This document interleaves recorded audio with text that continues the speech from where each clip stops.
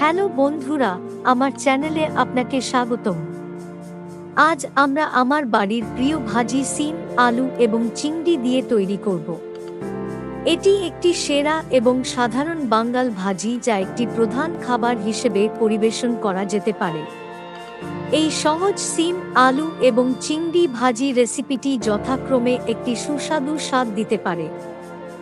সূক্ষ্মভাবে কাটা সিম আর আলু এবং সাধারণ মশলা ব্যবহার করা হয়।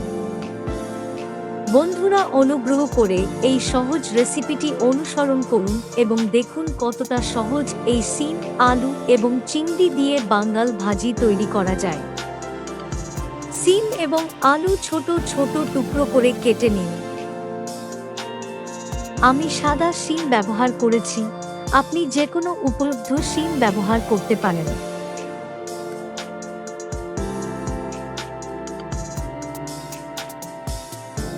পেঁয়াজকে পাতলা টুকরো করে কাটুন। একটি বড় গরম কড়াইতে সরিষার তেল ঢেলে দিন। কড়াইতে আলুর টুকরোগুলো ভেজে লবণ যোগ করুন এবং প্রায় 5 মিনিট ভাজুন।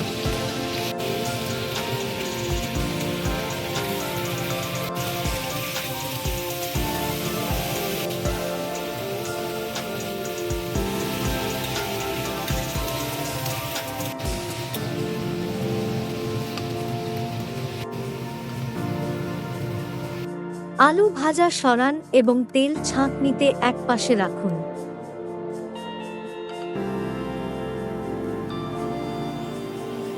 কড়াইতে আবার ছেঁকে তেল ঢেলে শুকনো মরিচ ও পেঁয়াজ দিয়ে 5 মিনিট ভাজুন।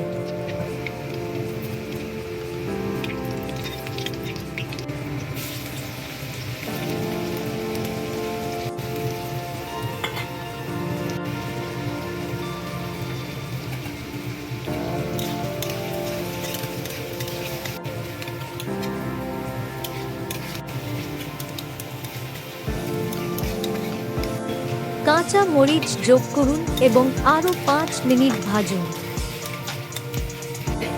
ভাজা চিংড়ি যোগ করুন এবং এটি একসাথে ভালোভাবে মেশান। আরও 5 মিনিট ভাজুন এবং একটি ছাঁকনিতে একপাশে রাখুন।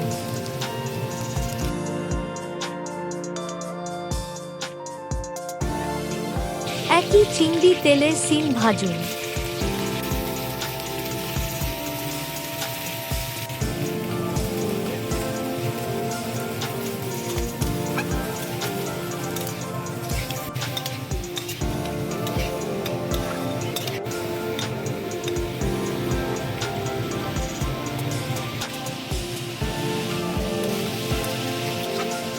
সিমটি নরম না হওয়া পর্যন্ত ভাজুন, তারপর ভাজা আলু যোগ করুন এবং এটি ভালোভাবে মেশান।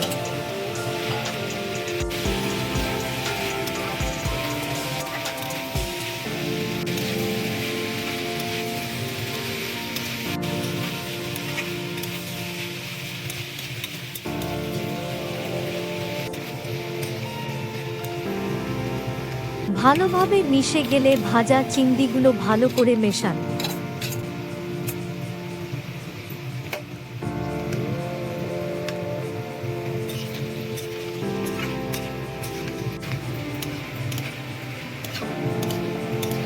ভালোভাবে সিদ্ধ হয়ে গেলে নামিয়ে পরিবেশন করুন।